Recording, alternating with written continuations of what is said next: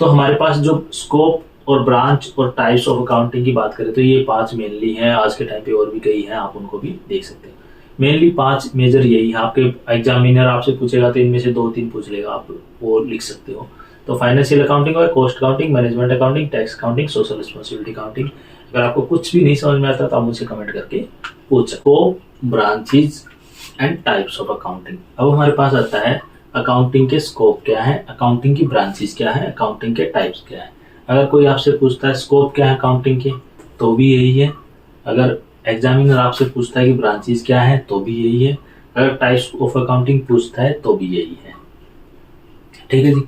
तो पहले हमारे पास आता है अकाउंटिंग। कौन सी अकाउंटिंग आती है? Financial accounting.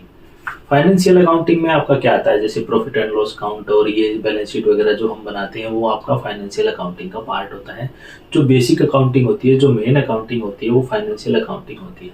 तो इसमें हम जो बेसिक सारी ट्रांजेक्शन शुरू से आखिरी तक, जैसे कैश लेजर और पार्टनरशिप और जो प्रोप्राइटरशिप होता है, ये सारी फाइनेंशियल अकाउंटिंग का पार्ट होता है, या कंपनी अकाउंट जो है, ये सारे इसका पार्ट रहते हैं। ठीक है जी।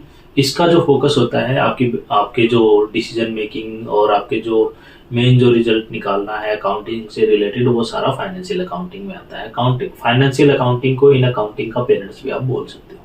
ठीक है जी। फिर आता है हमारे पास कॉस्ट अकाउंटिंग। फाइनेंशियल अकाउंटिंग का फोकस होता है फाइनेंस पे, कि मेन जो भी आपकी इकोनॉमिक एक्टिविटीज हुई है, जो भी मॉनेटरी एक्टिविटीज हुई है, वो सारी आपकी यहाँ पे इवेंट एंड ट्रांजेक्शन हुए हैं, वो आपके आएंगे फाइनेंशियल अकाउंटिंग में। जहां भी कॉस्ट से रिलेटेड जो चीजें होंगी वो आपकी आएंगी यहाँ पे कॉस्ट अकाउंटिंग में। अब होता है एक सीए होता है और एक सीएमए होता है।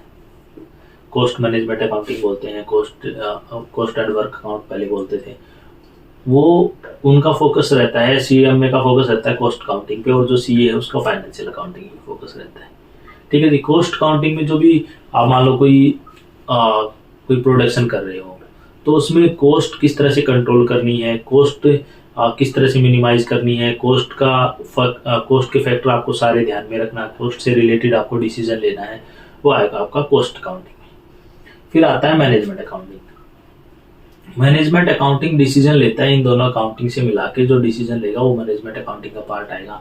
इसमें आपका बजटिंग पे आ जाएगा और जो डेविएशन वगैरह आ जाएंगी, ये सारी चीज जो मैनेजमेंट के डिसीजन मेकिंग से related, cash flow, fund flow, ये सारी चीजें इसमें आपके इंक्लूड होंगी मैनेजमेंट अकाउंटिंग में।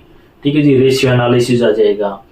फिर आता है हमारे पास टैक्स अकाउंटिंग। टैक्स अकाउंटिंग में आपकी टैक्स से रिलेटेड डिसीजन, जीएसटी से रिलेटेड डिसीजन, ये सारे जीएसटी से रिलेटेड और इस तरह के जो जहाँ पे टैक्स की इन्वॉल्वमेंट है, वो आपके आएंगे टैक्स अकाउंटिंग में।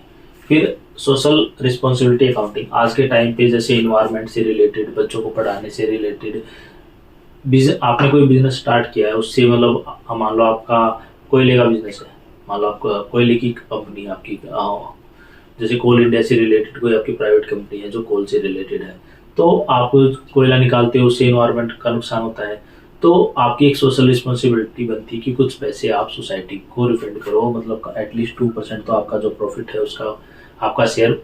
आप देखते नहीं हो, जैसे बुक्स लेके आते हो तो उसके पीछे लिखा था कि हम गरीब न्यूज को सपोर्ट करते हैं, हम बच्चों को फीड करा रहे हैं, हम गरीब पुअर बच्चों को की एजुकेशन पे ध्यान देते हैं, हम ये वो सारे सोशल रिस्पॉन्सिबिलिटी का पार्ट होते हैं।